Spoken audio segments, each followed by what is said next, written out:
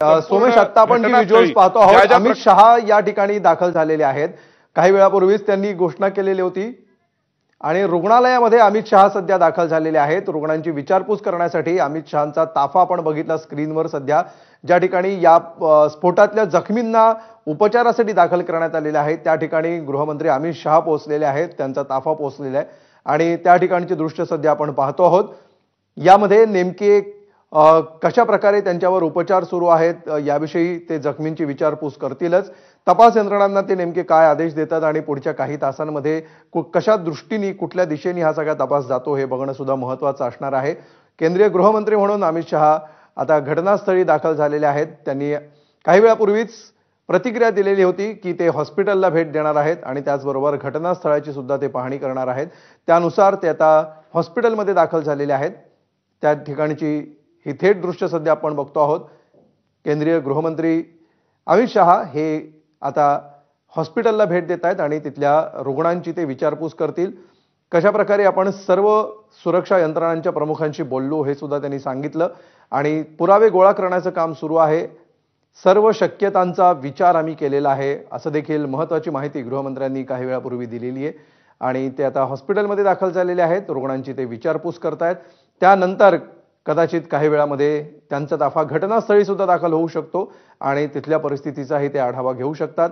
सध्या घटनास्थळी अत्यंत महत्त्वाचं काम सुरू आहे ते म्हणजे पुरावे गोळा करण्याचं। जसं सोमेश सांगत होता, हे तपासातला अत्यंत महत्त्वाचा भाग आहे। छोट्या छोट्या गोष्टी गोळा करणं, व्हिडिओग्राफी करणं, फोटोग्राफी करणं आणि तपासांमध्ये शक्यतो अधिकाधिक लवकर उलगडा होईल अशा प्रकारे सर्व निकषांची आणि पुराव्यांची पाहणी करण्याचं काम सध्या घटनास्थळी सुरू आहे।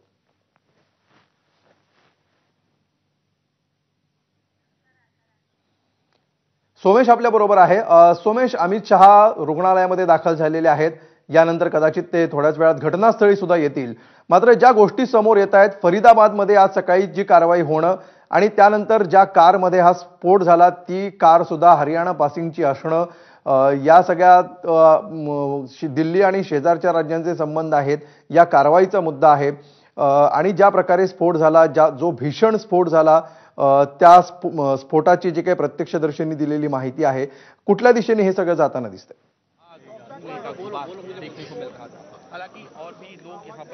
अमोल, नक्कीच या सगळ्या प्रकाराचा कुठे ना कुठेतरी संबंध नक्की असू शकतो। त्याचं कारण असं आहे की खूप मोठ्या प्रमाणावर खरं तर हे आपल्या पोलीस यंत्रणांचं, आपल्या तपास यंत्रणांचं मोठं यश होतं की त्यांनी संयुक्तपणे वेगवेगळ्या राज्यांच्या पोलिसांसोबत समन्वय साधून एकत्रितपणे कारवाई करून अनेक ठिकाणी अनेक दहशतवाद्यांना, दहशतवादी संघटनांच्या स्लीपर सेल्सना जेरबंद केलं होतं। जे मोठे कदाचित दहशतवादी हल्ले घडवण्याच्या तयारीत होते, प्रयत्नात होते, त्या सगळ्यांना थांबवण्यात यश आलं होतं। पण तरी सुद्धा जे कायम या तपास यंत्रणांच्या बाबतीत म्हटलं जातं की प्रत्येक हल्ला थांबवण्यात आलेलं यश हे कधीही मोजलं जात नाही, परंतु एखादं अपयश हे त्याची नोंद मात्र जगभरात घेतली जाते आणि आजपर्यंत इतिहासात तसंच घडलेलं आहे। त्यामुळे आतापर्यंत या तपास यंत्रणांनी काम करून ज्या यशस्वीपणे हे सगळं नेटवर्क उद्ध्वस्त करण्याच्या दिशेने तपास यंत्रणा जात होत्या, त्याचा परिणाम म्हणून आज आपण फरीदाबादच्या केसमध्येही पाहिलं की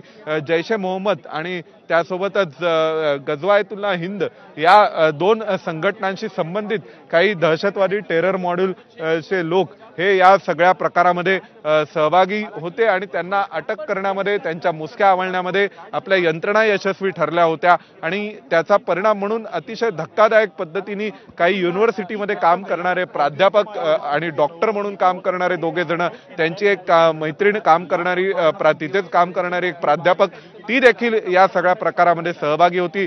संबंधित ठिकाणी जिथे हे सगळं ठिकाण होतं, ज्या ठिकाणी आजच छापेमारी झाली, त्या ठिकाणी राहणाऱ्या लोकांना विचारलं असतं त्यांना देखील इथे नव्याने कोण राहायला आलेलं आहे, कोण राहतंय, कोण नव्याने तिथे राहायला आलेत याबाबतची माहिती नव्हती। प्रत्यक्ष पोलीस त्या ठिकाणी थेट तिथे तपास करत होते आणि त्यानंतर पुढे जाऊन जेव्हा प्रत्यक्ष थेट राजधानी दिल्लीत आणि ते सुद्धा लाल किल्ल्यासमोर अतिशय वर्दळीचा रहदारीचा असा हा भाग, त्या ठिकाणी असा काहीतरी प्रकार घडतो तर त्यामुळे या सगळ्याचा कुठे ना कुठेतरी संबंध नक्की आहे। कदाचित शक्यता आहे की जर हा दहशतवादी हल्ला असला, जर हा घातपाती हल्ला असला, तर करणारे हल्लेखोर सुद्धा या हल्ल्यात ठार झाले असण्याची शक्यता आहे। कारण कदाचित आपण एक्सपोज होऊन जाऊ, आता आपलं नेटवर्क उघडकीस आलेलं आहे, अनेक आपले साथीदार पकडले गेलेले आहेत आणि त्या फ्रस्ट्रेशन मधून, त्या वैफल्यग्रस्ततेतून या स्लीपर सेल्सनी किंवा या दहशतवाद्यांनी अशा प्रकारे काही घातपात करण्याचा प्रयत्न केला का, ही शक्यता सर्वाधिक वर्तवली जाते। कारण ज्या पद्धतीने कारवाया झाल्या होत्या, बंगळूरमधून काही जणांना अटक करण्यात आली, आज आपण पाहिलं हरियाणातून अटक करण्यात आली, जम्मू काश्मीरमधून एक लीड सुरक्षा यंत्रणांना मिळाली होती आणि त्या धागेदोऱ्यांना धरत पुढे येऊन सुरक्षा यंत्रणांनी दिल्लीतून काही अटक केल्या होत्या आणि त्यानंतर हे संपूर्ण टेरर मॉड्यूल एक प्रकारे कदाचित सुरक्षा यंत्रणा पूर्ण उद्ध्वस्त करण्याच्या दिशेने असताना हे जे शेवटचा प्रयत्न म्हणून आणि त्या फ्रस्ट्रेशन मधून पुढे आपण एक्सपोजच होणार आहोत या भीतीपोटी म्हणून असा काही प्रकार घडवण्यात आला का आणि तो प्रकार घडवत असताना काही आणखीन वेगळा प्लान होता का। कारण जर आपण हा परिसर काळजीपूर्वक पाहिला अमोल, तर मी पुन्हा एकदा आपल्या कॅमेरामनच्या माध्यमातून आपल्या प्रेक्षकांना दाखवीन की इथेच बाजूला अनेकांनी हे चित्र कायम पाहिलेले आहे की इथेच बाजूला गौरीशंकर मंदिर आहे, त्या मंदिराच्या पुढे शीखांचा अतिशय ऐतिहासिक असा शीशगंज गुरुद्वारा आहे, त्याच्या पुढे काही जैनांची ठिकाणं आहेत आणि त्यानंतर तिथे पुढे पाठीमागे गेल्यावर जामा मशीद आहे आणि जामा मशीद ही ऐतिहासिक आहे, इथलं गौरीशंकर मंदिर ऐतिहासिक आहे, शीशगंज गुरुद्वाराला एक मोठा इतिहास आहे शीख धर्मामध्ये, शीख परंपरेमध्ये। त्यासोबत जर आपण इथे लाल किल्ल्याचा प्रवेशद्वार पाहिलं तर इथे शीखांच्या अकाल तख्तचं आपल्याला सिंबल दिसतोय आणि हा एक गेट सजवण्यात आला होता कारण गुरु नानकांची जयंती झाली, नुकताच गुरुपूर्व झाला आणि त्या निमित्ताने काही तयारी इथे करण्यात आली होती आणि त्यामुळे या सगळ्या दृष्टीने काही स्पेसिफिक टार्गेट घेऊन हे दहशतवादी किंवा हे घातपाती कारवाया करणारे लोक निघाले होते का, त्याचाही एक शोध घेणं आणि त्याविषयी संशोधन करणं हा एक अतिशय महत्त्वाचा मुद्दा आहे। कारण पहलगावमध्ये जेव्हा जैश ए मोहम्मदनी दहशतवादी हल्ला केला, त्या हल्ल्याच्या वेळी सुद्धा हिंदू आणि मुस्लिम यांच्यामध्ये दरी निर्माण व्हावी, देशात जातीय वितुष्ट निर्माण व्हावं असे प्रयत्न केले गेले होते आणि त्या प्रयत्नांचा भाग म्हणून जैश ए मोहम्मदनी तिथे एक पहलगावला हल्ला घडवला आणि त्या हल्ल्यामध्ये सुद्धा त्यांनी धार्मिक ध्रुवीकरण करण्याचा प्रयत्न केला। तसाच काही प्रकार हा शीख, जैन, हिंदू आणि मुस्लिम या प्रमुख धर्मांची प्रार्थना स्थळं या पुराणी दिल्लीमध्ये आहेत, या ऐतिहासिक प्रार्थना स्थळांच्या जवळ तसं काही करण्याचा प्रयत्न होता का, हा एक गंभीर मुद्दा आणि हा एक गंभीर अँगल आहे या सगळ्या प्रकारामधला।